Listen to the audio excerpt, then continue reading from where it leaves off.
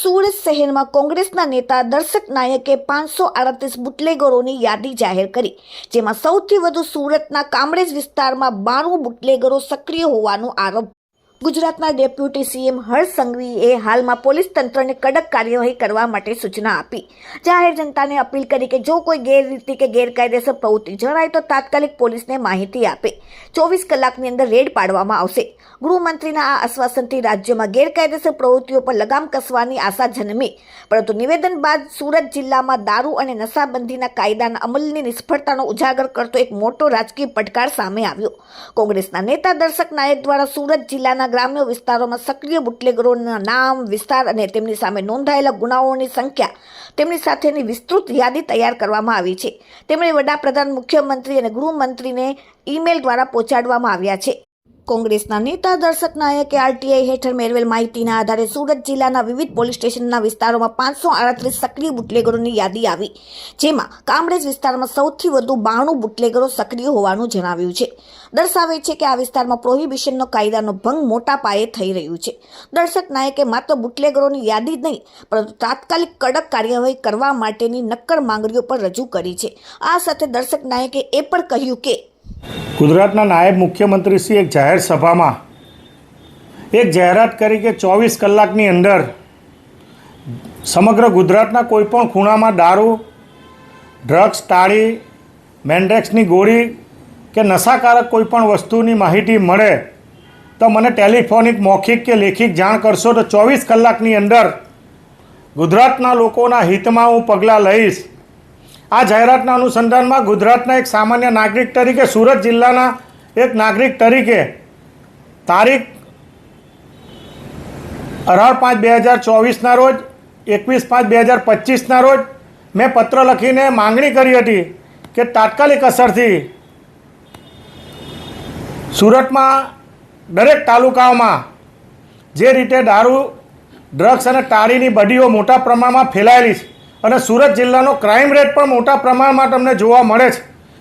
દિવસે દિવસે ચોરીના બનાવો, દિવસે દિવસે મર્ડરના બનાવો મોટા પ્રમાણમાં જિલ્લાની કામગીરી નબળી હોવાના કારણે અને સુરત જિલ્લામાં છેલ્લા ઘણા સમયથી, 3 વર્ષથી વધુ સમયથી ઘણા પોલીસ અધિકારીઓ કામગીરી કરે છે. આના કારણે જે કાયદો અને વ્યવસ્થાની પરિસ્થિતિ જળવાવી જોઈએ અને હાલમાં જ ફરીવાર ગઈકાલે મેં પત્ર લખીને માનનીય મુખ્યમંત્રીશ્રી, નાયબ મુખ્યમંત્રી અને ડીજીપીને 538 જેટલા સુરત જિલ્લામાં લિસ્ટેડ બુટલેગરોની યાદી જે પોલીસ વિભાગ દ્વારા તૈયાર કરવામાં આવી છે અને આવા બુટલેગરો ગૃહ ઉદ્યોગની જેમ આ ધંધો બનાવી દીધો છે અને તમે કલ્પના કરો કે એક બુટલેગર પર 20 થી 40 જેટલા ગુનાઓ નોંધાયેલા છે. એટલે કેટલા સમયથી દારૂનું વેચાણ કરતા હશે, કેટલો દારૂ વેચ્યો અને કેટલો દારૂ લોકો પી ગયા અને એને લીધે સુરત જિલ્લાના કેટલા હજારો લોકો મૃત્યુ પામ્યા હશે, એ પરિસ્થિતિ સુરત જિલ્લામાં જોવા મળે છે. આજે પણ ઠેર ઠેર તાલુકે, ગામડે ગામડે આ દારૂ, દેશી દારૂની ભઠ્ઠીઓ, તાળીઓ વેચાઈ રહી છે. અમે વારંવાર પોલીસ વિભાગને ધ્યાન દોરવા છતાં પણ પોલીસ વિભાગના જે મળતિયાઓ છે, જે વહીવટકર્તાઓ છે, આ બુટલેગરોની સાથે સાંઠગાંઠ રાખીને મોટા પ્રમાણમાં આ ધંધો મોટા પ્રમાણમાં સુરત જિલ્લામાં વિસ્તર્યો છે. દિવસે દિવસે તમે જો કામરેજ તાલુકામાં ગઈકાલે ખુલ્લેઆમ દારૂ વેચાતો હતો. અમારા તાલુકામાં પણ, મારા ગામમાં પણ તાળી અને દારૂનું મોટા પ્રમાણમાં વેચાઈ થઈ રહ્યું છે.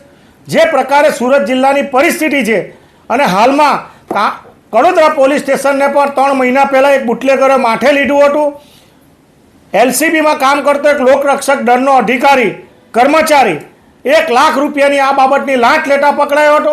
એટલે તમે કલ્પના કરો કે સમગ્ર બાબતમાં સુરત જિલ્લામાં કાયદો અને વ્યવસ્થાની પરિસ્થિતિ આ દારૂના વેચાણ, ડ્રગ્સ, દારૂની બડીના કારણે અને મોટા પ્રમાણમાં વહીવટકર્તાઓ અને બુટલેગરની સાંઠના કારણે તાત્કાલિક અસરથી આ બડી દૂર થાય, ગાંધી અને સરદારનું ગુજરાત અને સુરત જિલ્લો ડ્રાય મુક્ત થાય, એ દિશામાં આવનારી પેઢી નશાથી મુક્ત બને, એ માટેનો મેં પત્ર લખ્યો છે.